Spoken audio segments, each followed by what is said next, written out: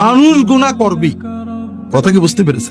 তাকওয়া মানে গুনাহ না করার জন্য চেষ্টা করা, সচেতন থাকা। গুনাহ হয়ে যায়, যখনই গুনাহ হবে আপনার তাকওয়া কি চাবে? হ্যাঁ, আপনি তওবা করবেন, নেক আমল করবেন। যেমন আমরা যখনই হাতে বীজাণু ইত্যাদি হয় তাড়াতাড়ি কি করি? ধুয়ে নিই এবং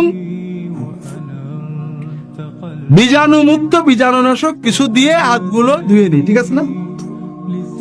এই জন্য মুমিনের কাজ হলো সবার জন্য, প্রত্যেকে এটা আমল করতে হবে। সেটা হলো গুনাহ হয়তো হয়ে যাবে, যখনই কোনো গুনাহ হবে গুনার জন্য কয়েকটা, একটা হলো তাৎক্ষণিক তওবা কর এবং নেক আমল কর। আল্লাহ তাআলা আমাদেরকে ভালোবাসেন, আমাদের মুক্তি নাজাত জান্নাতের জন্যই আল্লাহ আমাদেরকে বানিয়েছেন। কথা কি বুঝতে পেরেছেন?